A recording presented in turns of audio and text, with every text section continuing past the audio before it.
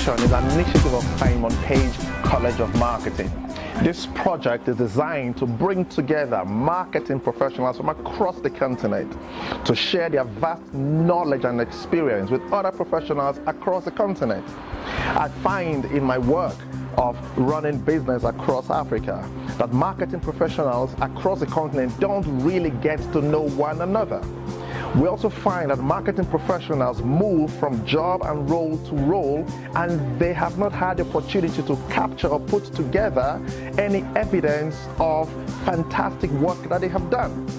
This project has been put together so that these marketing professionals can capture, put together in form of case studies, interview videos, podcasts, and even articles into one central marketing hub, which we call Marketers in Action. We believe that if this project is successful, that it will provide an opportunity for both faculty and students across our universities in Africa to begin to use our own case studies to educate and inform and train other marketing professionals across the continent. I personally think that it is an absolute travesty that for so many years, for decades of practice in marketing, that we have not been able to capture the essence, the beauty, and all the fantastic results that we have been able to garner as marketing professionals. With this project, we believe that marketing professionals in the Gambia, in Sierra Leone, will learn what other marketers are doing in Kenya, Uganda, Tanzania, Nigeria, Ghana, what they are doing, and so we can share our experiences and we can learn from one another. Never in the history of business on the continent of Africa has such a monumental project been undertaken. We are confident that we will get the support of marketing professionals across the continent, together with the corporates as well as agencies, to make these an absolute reality. I am confident that, of course, with the support of our sister company, Simon Page College of Marketing, that has got access to thousands of marketing professionals across the continent, that we can make this a reality. I'm using this opportunity to call on other marketing professionals like ourselves across the continent to share with us in any format that they choose, in videos, in podcasts, and even in articles, their experiences, their successes, and even to some extent, some of the projects that they've worked on that didn't work. We can also learn from some of the things that didn't work. So I'm calling upon everyone, please visit our website, stay with us, it's marketersinaction.com, follow us on Twitter, and follow us on Facebook as well. We're looking forward to hearing from all of you out there in the continent. This is our time to shine. Marketers in Action, sharing Africa's marketing experience with the world.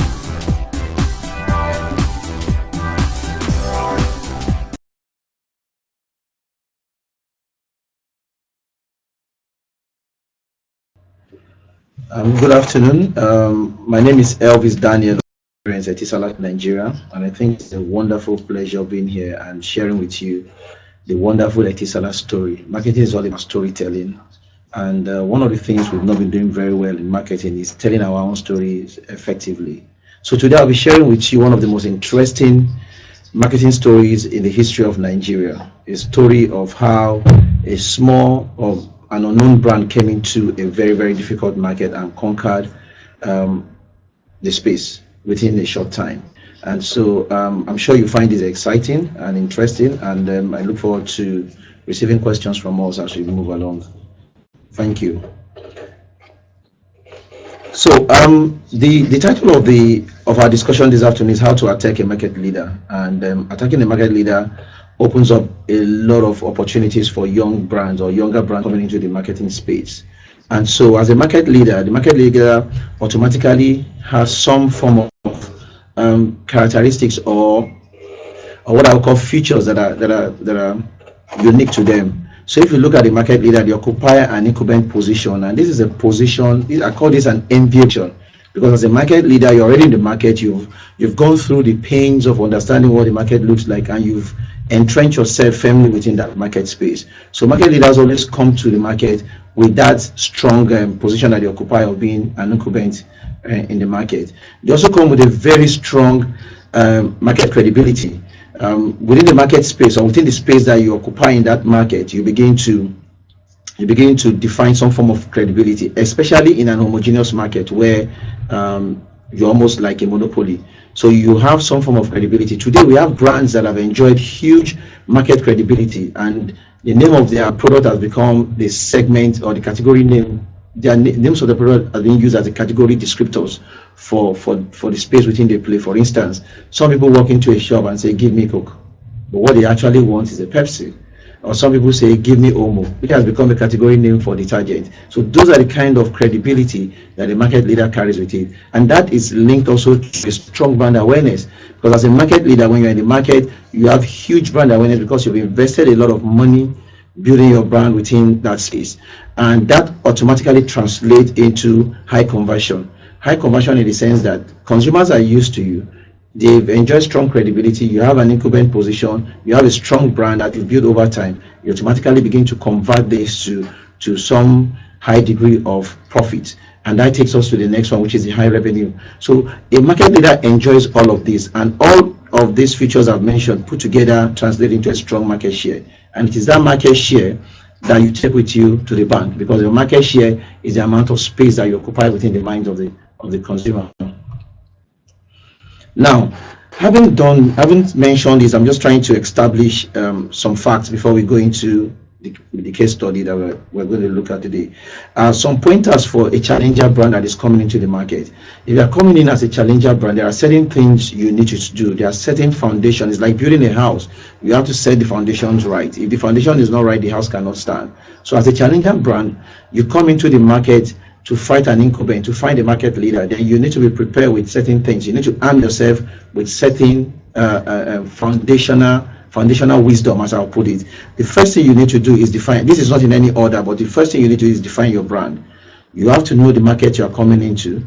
You have to have a deep understanding of the market. You have to have a good understanding of the customer want or need that you're coming to satisfy.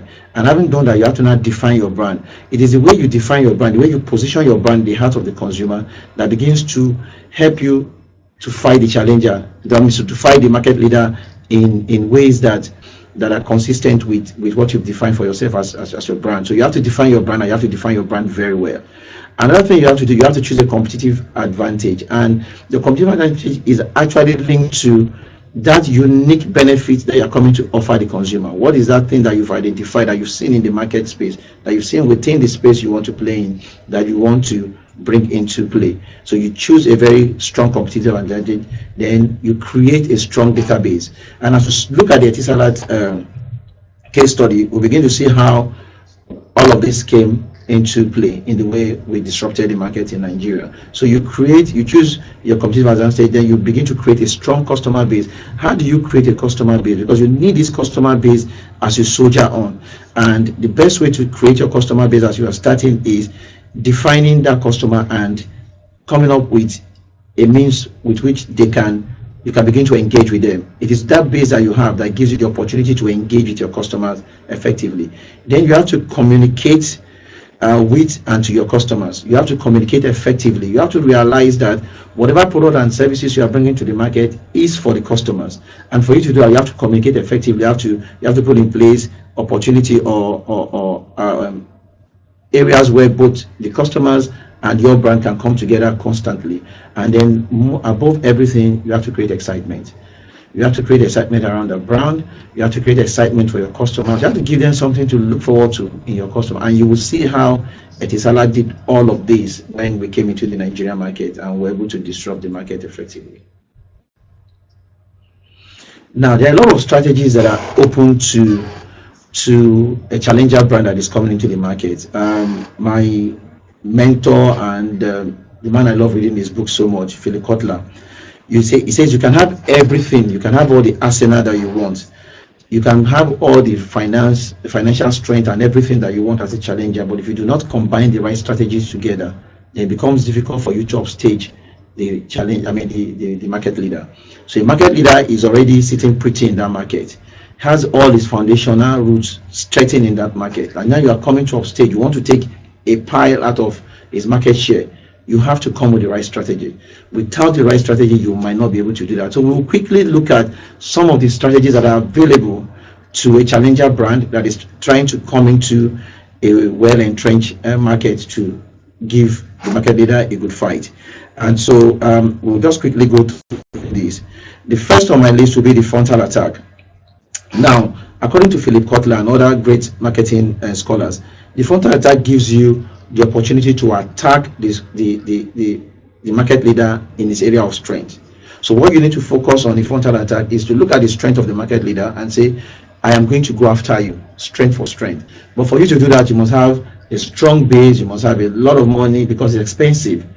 You are fighting somebody within the area where consumers already believe them, consumers already have a strong confidence in them. So it's going to take a while for you to achieve that. And I will show you a video very soon where you begin to see this playing out very well between Verizon and Sprint. And the same thing, we've seen this frontal attack between Coca-Cola and Pepsi, and the Verizon video would help us to give us a better understanding. Another strategy that is open to a challenger brand is what we call the flank strategy. Here you let the market leader to begin to enjoy his area of strength, and you begin to attack from his area of weaknesses. You begin to go behind and say, okay, you are strong in terms of distribution. You have a good distribution network, but you are weak in the way you connect with customers. So I want to pitch my tent here. So you begin to carry out a deep study of the market leader and begin to attack from his area of weakness. And we'll also look at one or two discourse here. So these are the first two strategies I think is open. But let's just quickly look at that video. Then we'll come back and continue.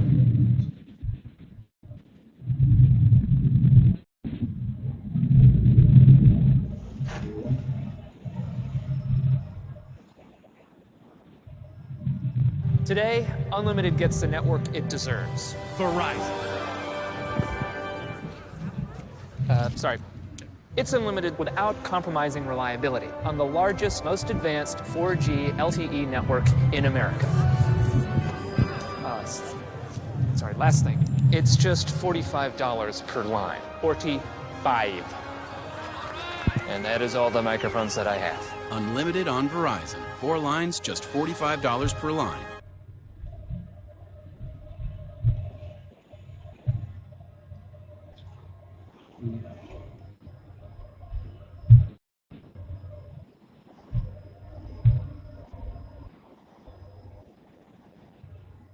Wait, I have a quiz in the way.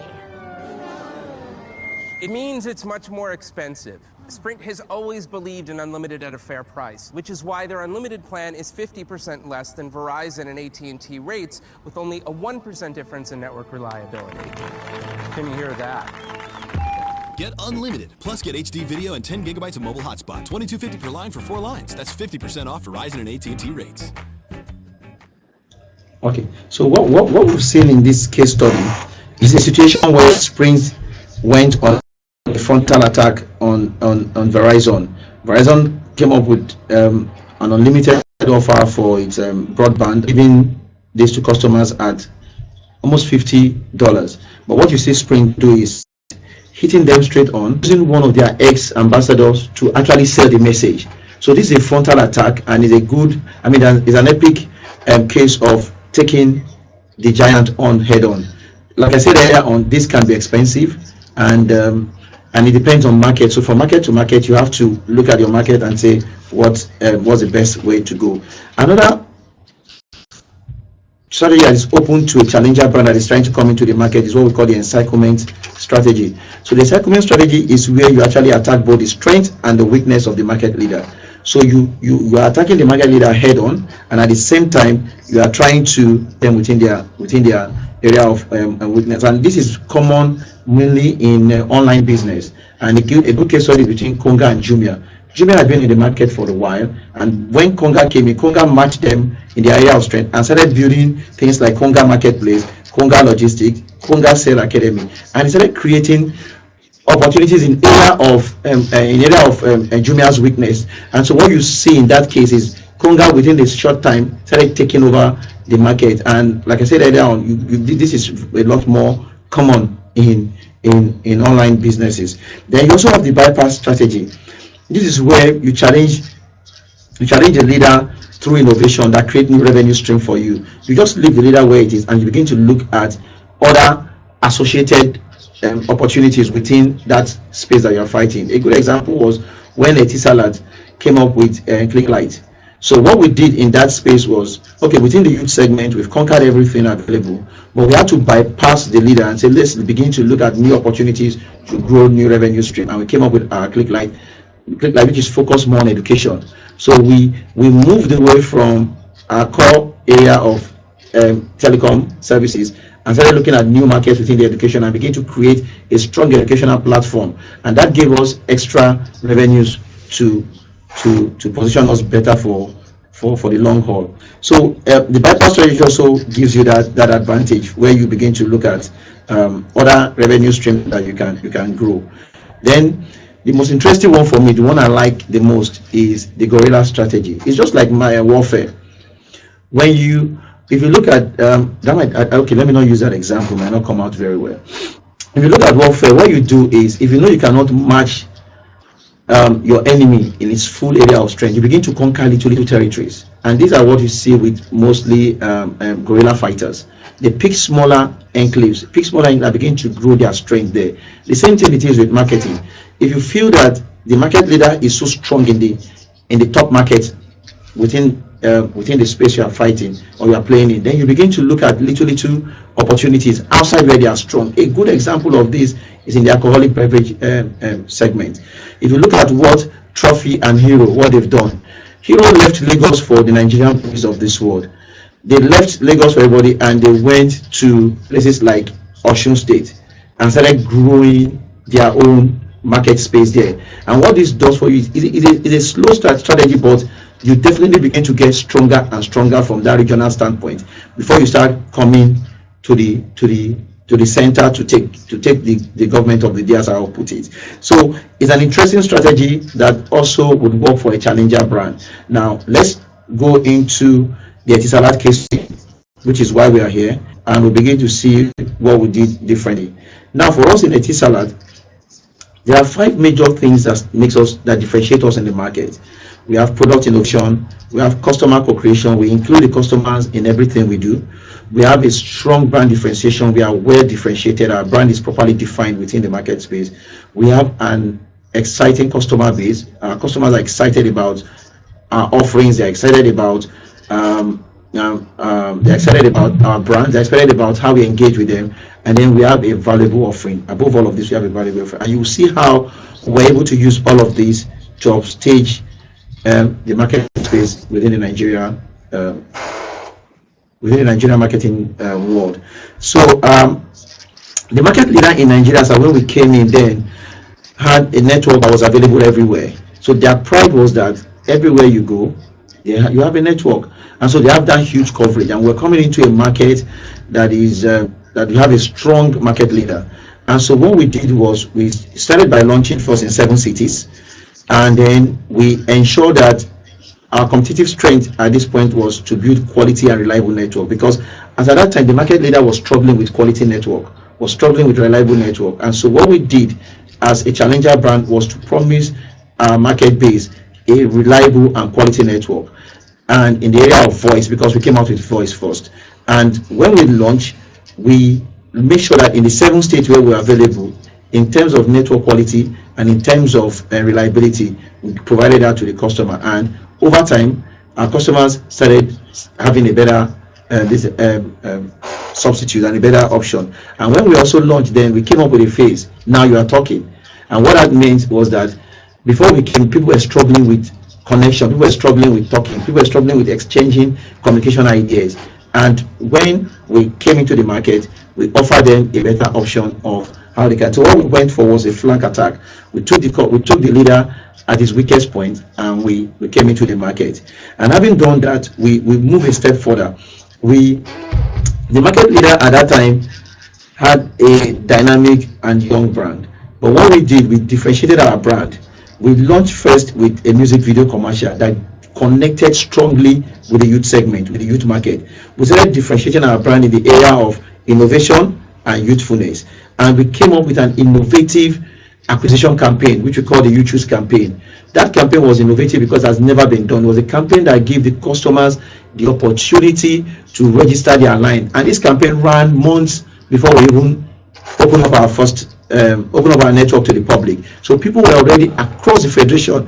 People were already visiting our outlets and registering numbers that appeal to them. So and at this time, nobody had ever even thought of number portability in Nigeria.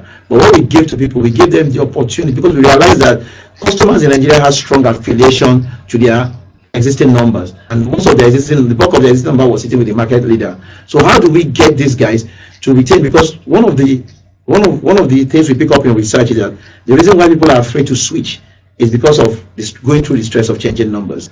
So we created that opportunity for customers to actually match the numbers that they have, and the only thing that will just change is the prefix. So we did that, and that gave us a huge opportunity in the market, and the consumers started seeing us as a very innovative brand and as a brand that has come into this market space to play. So we also attacked the market leader in terms of communication from a frontal attack strategy, because again, the market leader was very strong in the area of communication, because they've developed interesting communications at that time. So what we did was to pick a very strong ambassador. Banky W was just breaking into the Nigeria market there, and we had a strong synergy together, and we launched a music video communication that took the market by storm. Another thing again that we noticed with the market leader is the fact that the market leader was expensive and complicated. The market leader was expensive and complicated, and when we saw that, we said, okay, what do we do? They had an off-net tariff, they have an on-net tariff. Their tariff proposition was complicated, and we decided on our own to launch what we call a flat tariff. So that was a very, very good move that we made in the market. It became a lot more easier. People were tired of calculating. Oh, I just called James on this network, and I called Elvis on that network. How much have I spent? People were struggling with that mental calculation. But the moment we created that opportunity for flat tariff, we were able to take on, and we were able to get a good. So we also attacked the market leader via our frontal strategy in the area of pricing. So I don't know if you have any question at this point. Please just type in your question, and then we'll take them at the end of I'll try and answer them at the end of the session. And so that's how we also handle that aspect. Then in the area of offerings and services, the market leader offered just basic voice services at that time, voice and SMS and all that. But when we came into the market, we were innovative. So we wanted to create that competition. Recall at the earlier stage, I mentioned that we did two strong things. We were innovative, and we came in with quality network. So in the area of innovation, we introduced the 080 You Choose, which I've spoken about. We also introduced what we call the receiver pays, and that created for the first time, gave consumers the opportunity for somebody else to pay for their call. And then we did the missed call notification, which today has become one of the leading innovative services in Nigeria. Now, and we also introduced the last call notification, because we knew that at that time we weren't everywhere, our network wasn't spread everywhere, but we needed to give our customers a reason to know people that tried to reach them while they were outside the coverage area. So what we did was to create the missed call notification that will show you. And then we did something innovative, the home zone concept. Home zone concept then was where you spend the most time. We gave you a unique tariff, because we know that we couldn't fight at the price level.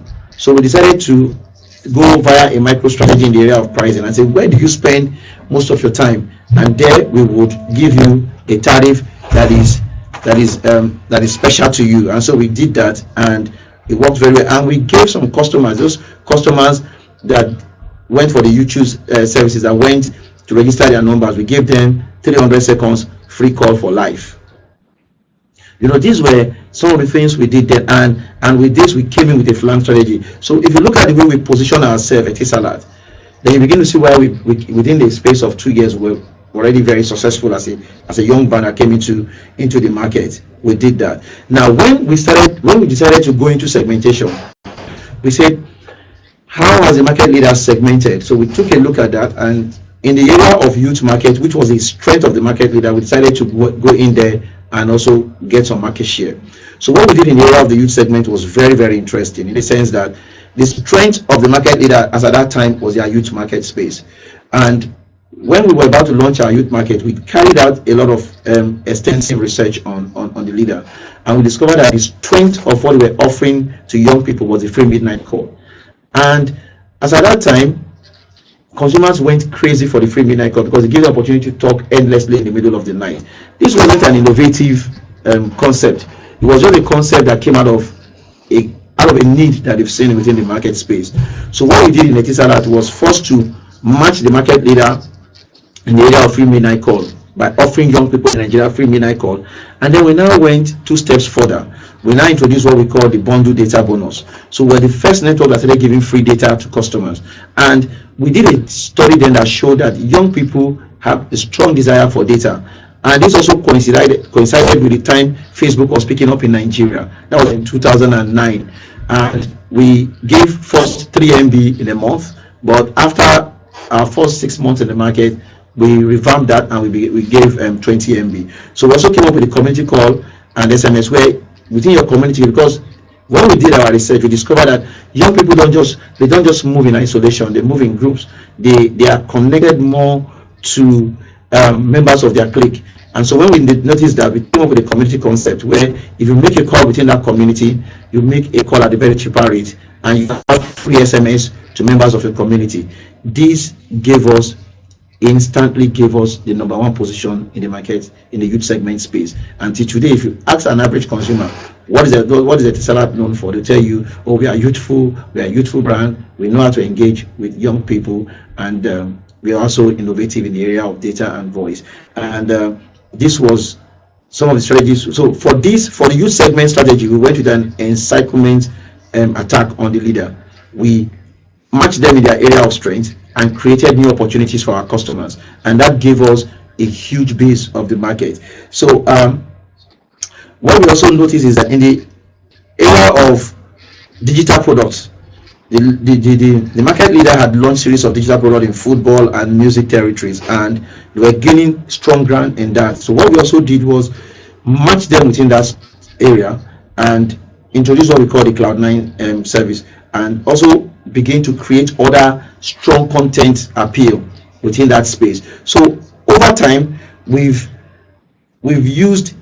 combined a mix of different strategies. So like I said earlier on, if you are taking a market leader head on, you have to look at which of these strategies work for you, and in some cases, or in most cases, you have to combine 1 or 2 of them depending on the situation where you find yourself and how big you want to play within that market space.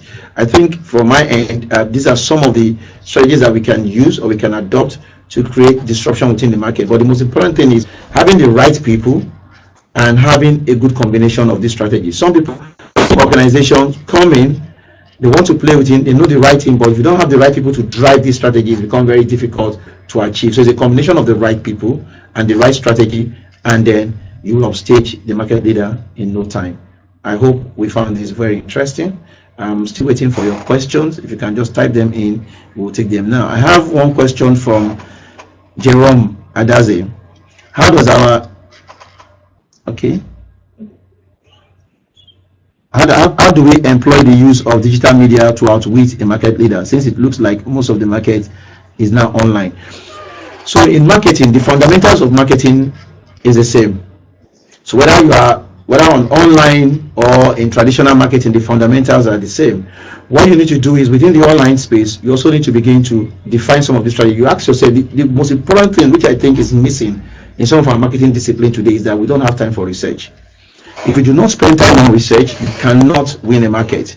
If you do not spend time on research, it becomes difficult for you to gain territories from whoever is leading within that space. So whether digital, whether traditional marketing, you have to start from an online. And your online, you have to start from your strategy. And your strategy you have to start from your research, And your research begins to tell you, begins to open up areas of opportunities. Your research begins to show you windows of opportunities that you can take. It begins to show you the gap. When you do a thorough gap analysis, you begin to see where you can position yourself and how you can combine these strategies to attack the leader in that space.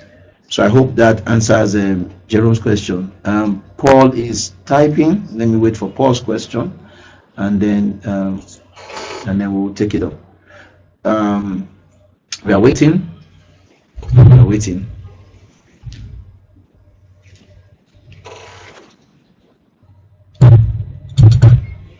Yeah. Okay. How do you, in the process of attacking a market leader, organize yourself for a hit back from the market leader? Fantastic. I'll go back to the guerrilla marketing strategy I mentioned about. When the Nigerian breweries of this world and Guinness, when they saw what those other brands were doing within the flanks, taking little territories from them, they also adopted a guerrilla warfare strategy and went for those guys. And in some cases, they acquired some of those guys because, hey, the smaller brand is also struggling with finance, so they acquired some of them. But to answer your question directly, when the market leader organizes himself for a hit back, you also need to look deep and innovate. And what you cannot run away from is the spirit of innovation. You have to constantly innovate. You have to constantly reposition your brand. You have to constantly study the market. You must not take your eyes away from the market. One of the things we've done very well is constantly we go back to our customers. Constantly we engage with our customer. We create different kind of forum across Nigeria where we sit with our customers on a regular basis to ask them questions. So feedback from those customers gives us the energy, the ingredient that we need to begin to reposition our products and services. So you must continue to innovate. The only way you can continue to fight the market leader is via innovation. The market leader will respond. The market leader has more money than you, has more arsenal than you, can even recruit the best people to fight you, but you must always make sure that your innovation tank is never empty, and that's the only way you begin to fight back territories from the market leader anytime they respond. Okay, I'm waiting for Oluyemisi's question. She's typing. Chizoma is typing. So I'm waiting. But by and large, marketing is very interesting. Marketing is what we do every day. Sometimes we apply some of this strategy without even knowing what we are applying. But it's always good to back our knowledge with practical experiences, and that is why, for me, I think what Simon Page Marketing Institution has done is fantastic by creating opportunity for people to share real life case studies, and this is really good. So I'm still expecting the questions from the other people.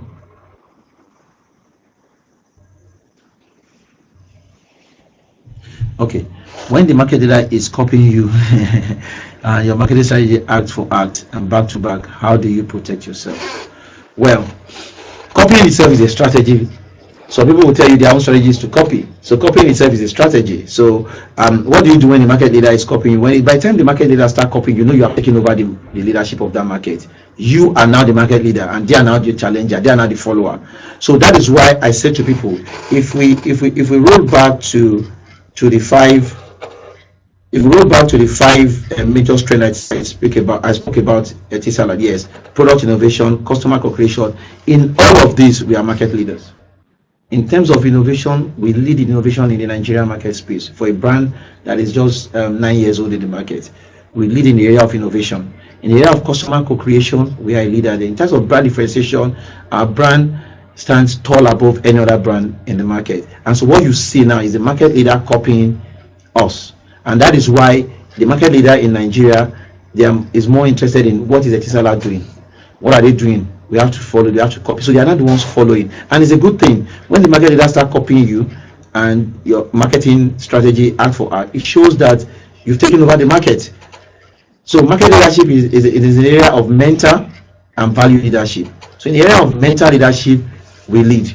So for me, that tells you that at the day the market leader start copying you, shows that you've taken over the market, and that is a good sign for your brand, and it's a good sign for you. So let them keep copying you, but you just keep doing the right thing and take over that innovative space. Okay, finally, Oluyemisi's question is here. Really nice and interesting presentation. Thank you, Yemisi. I appreciate this. However, how do you continue to attack strategy when other competing brands also launch attacking strategies and come up with other innovative ways?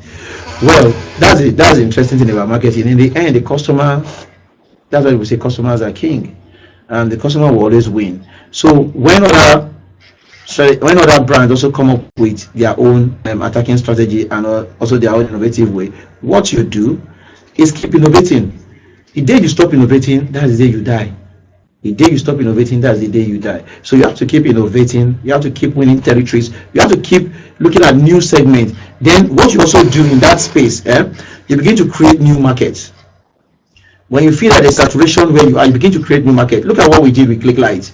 When we noticed that there was no more territories to conquer within the youth market space, what we did was to move into the educational space, because we realized that people have children, people desire to give their children telephony services, but we're scared. I don't want to put phone in the hands of an 8-year-old child. I don't know what the child is doing with it. And so we solved that issue for parents. We created ClickLight with a lot of parental controls, where you can do your child's homework sitting in the comfort of your room, or sitting in your office. You can, from your office, begin to check your child's homework. You can remotely connect with your child and see what your child is doing online. And that gave us another spin to the whole youth marketing space. So what you do, Yemisi, is, yes, you just note this, that the market leader will not sit pretty and just fold his arm looking at you. Other new entrants will also come into the market. They will also want to attack you. But what you need to do, you begin to define new space. You begin to define new territories. You begin to go into proper segmentation. You begin to resegment your base, and you begin to look for other opportunities. There will always be strong opportunity with it. Like, look at, we conquer data. We're number one in the data space. And even the market leader has been trying to play catch up with us in the area of data. But what have we done? We went a step further. We've launched LTE, and we've taken our LTE within the same competitive advantage that we have. We offer clear cuts and differentiated LTE services to our customers. So you have to begin to innovate. You have to keep looking for areas where you can innovate. I hope I'm able to answer your question, Yemisi. And then Chizoma asks, in attacking a market leader, how do you prioritize segments? I.e., which do you focus on first, and how did Etisalat do it? So what you do is, when you are defining the market, you need to look at the most profitable market segment and say, which market segment do I go into, which is more profitable? So what we did in Etisalat is, we saw a huge opportunity. We saw a huge opportunity within the youth market space, because no matter how you look at it, the youth will always be the engine room of any economy. And so what we did as Etisalat was to position ourselves strongly within that market, within that huge segment space.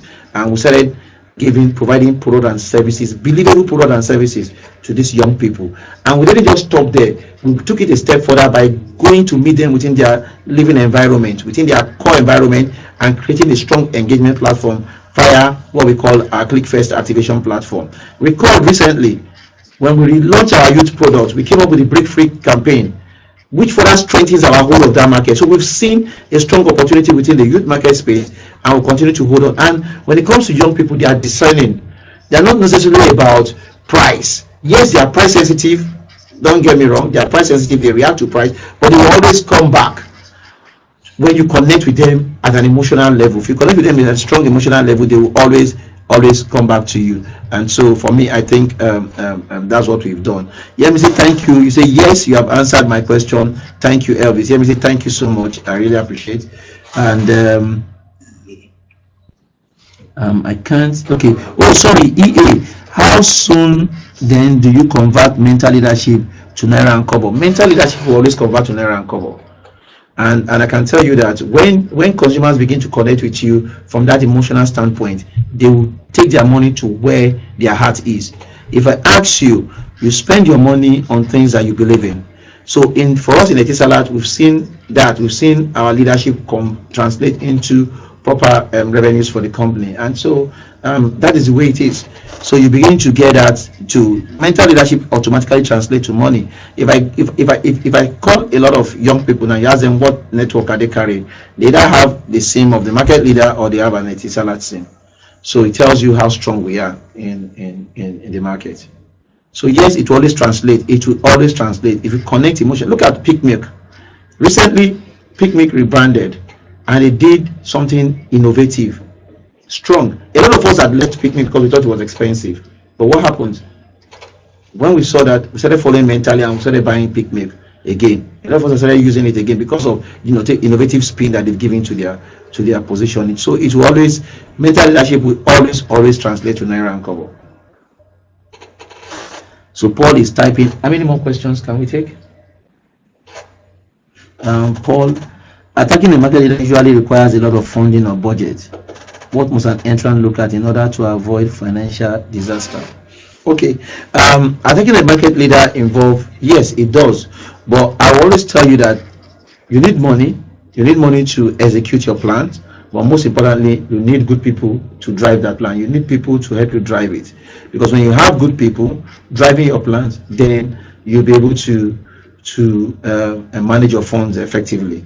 So in market, attacking the market leader requires a lot of money, but if you look at some of the strategies we've looked at today, it is when you go front up that you need more money to attack the market leader. But if you spread yourself well and position yourself within your area of strength, then it makes it a lot more easier for you to spend the little resources that you have to attack the leader. Thank you.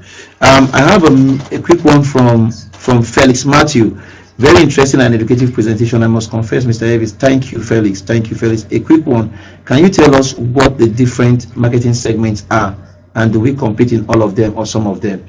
Okay, interesting question, Felix. There are different marketing segments. It depends on how you segment your market. You can segment via lifestyle. You can segment by value. You can decide to do value segmentation, where you break your customer into different value plans. So it depends on your nomenclature. So you can have gold, silver, whatever you want to call them. And if you do via lifestyle, you begin to look at the youth segment, you begin to look at mass market, or you begin to look at adult segment, you begin to look at teen segment. And again, nomenclature will vary from industry to industry. So the way we would segment in telecoms is not the way the alcoholic beverage people will segment, but basically the ideas will be the same. So the way they will define, the name they will call their youth segment, people between you also segment via age. So you cannot play in all segments. You have to pick key segments that you want to play in, because for you to put yourself in all segment involves a lot of money. Even the market leader that we have today in Nigeria in the telecom space, they don't play within everywhere. So you have to begin to position your brand in the segment that you think is more profitable to you, and this is based on your internal objective and goal as a business. So that is what you need to look at. Yeah, there are various ways to segment, but the most important thing is doing a segmentation that fits into the category that you operate in, and then looking at what. But I will always tell people, whether in the alcoholic beverage industry, telecoms, wherever you find yourself, always pay close attention to the youth segment, because the youth segment is the future. The youth segment and the young professional, or what we call the high value segment. These two segments gives you two strong things. The youth begins to drive in terms of innovation. The high value segment gives you the right kind of resources that you need to drive your marketing spend, because you need money, and the money has to come from the customers. But the way the customer will part with their cash is when you give them what they want. So Okanu also asked, how does master brand campaign help in driving a positioning statement that will translate to consumer loyalty? Nice question, Okanu. You need a strong master brand campaign to begin to tie your base down in the area of driving that mental leadership, driving your strong brand awareness. The only way you can drive a strong connection between your brand and your consumer and your segment is to have a strong master brand. What does the master brand campaign do? It is telling the consumer that this is what I stand for, this is what I mean to you, this is who you are to me. It's like a love relationship. It's like singing a love song to your lover. That is what the master brand campaign does. You are singing that tune. You are playing a strong emotional love song to your lover. And what happens every time you tantalize her? She comes back to you. She connects back with you, and that is what the master brand campaign does for you. So when you come up with a strong master brand campaign that is akin to your DNA as a brand, you are connecting emotionally with your customers, and you are pulling them back to you. I hope, and that automatically leads to consumer loyalty. That's why when the brand goes without the master brand for a long time, you begin to suffer. You begin to lose some of your loyal customers. So you need to find a way to drive that connection using your master brand campaign. I hope I answer your question, Okanu. Then Paul Kenechukwu, Davis, I'm impressed with your responses and examples to back it up. Very insightful, spot on. Thank you, Paul. Kenechukwu, this is good. Thank you. Thank you. So I'll just ask Simon Page marketing people how many more minutes we have to go, and then we'll begin to round up.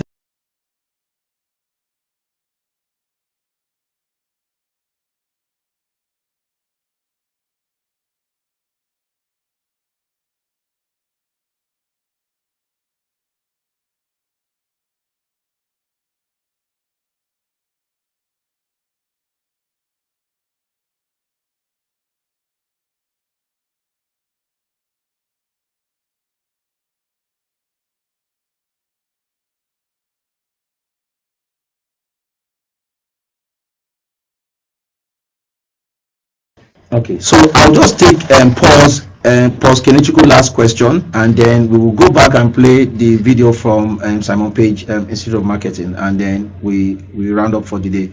Now, a brand has been a market leader, but at the point lost its marketing position. What are the steps to take to enable the market, to enable the brand retake its market share position? So what you need to do, if you've lost your market, now you want me to now begin to tell the market leader how to attack me, but no worry, I'll be very generic. So Paul, what you need to do is to go back. See, every time you go back to your customers, every time you engage with them, you have a clear understanding of where you've lost it. Marketing relationship with our customer is like our everyday relationship. So if you've lost your market position, if you've lost your strength as a market leader, what you need to do is pull back and carry out a thorough audit of your brand. Do your brand audit, do your product audit, evaluate your product, ask your customers where you've gone wrong, and begin to correct your steps. And what you just need to do is, if you need to rebrand, you rebrand. If you need to come up with new product and services that is different, you do that. If you need to define a new market, because remember our opening slide about who a market leader is. We said in that opening slide that a market leader has an incumbent position. A market leader has market credibility, has strong brand awareness, high conversion rate, strong market share. So if you pick the incumbent position and market credibility, it gives you opportunity to create new market. It gives you opportunity to do something new as a market leader if you've lost it, because your consumers will easily believe you. And if you look at what other strong market leaders have, take a case study of Peak and 3 Crown. When Cowbell came out with sachet, and 3 Crown also did their sachet product, Peak was still sitting up there. But when they realized it, what happened? They also recalibrated, and they did that. Having gotten a fair share of that market, what happened? They started driving new market. So what they've done is they've taken over that leadership position again by being in the forefront of innovation. So they started innovating with Pick and Do More campaign. And you can see how the market leader has come back from a weak position and taking back the market all over. And there are a lot of examples like that. There was a time when it looked as if Coca-Cola was losing the market share in Nigeria to Pepsi. But what happened? They came up with that exciting Share Your Coke campaign, and they followed up with another strong campaign. So as a market leader, you need to always go back, pull back, review the market, see where you have done bad, and then begin to drive. So I hope I've answered your question. So thank you very much. It's been a pleasure sharing knowledge with you all, and I hope I've added value to you.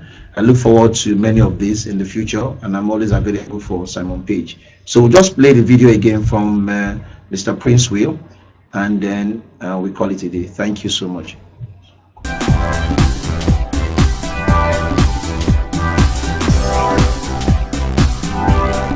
Marketers in Action is an initiative of Simon Page College of Marketing. This project is designed to bring together marketing professionals from across the continent to share their vast knowledge and experience with other professionals across the continent. I find in my work of running business across Africa that marketing professionals across the continent don't really get to know one another. We also find that marketing professionals move from job and role to role, and they have not had the opportunity to capture or put together any evidence of fantastic work that they have done. This project has been designed, has been put together so that these marketing professionals can capture, put together in form of case studies, interview videos, podcasts, and even articles into one central marketing hub, which we call Marketers in Action.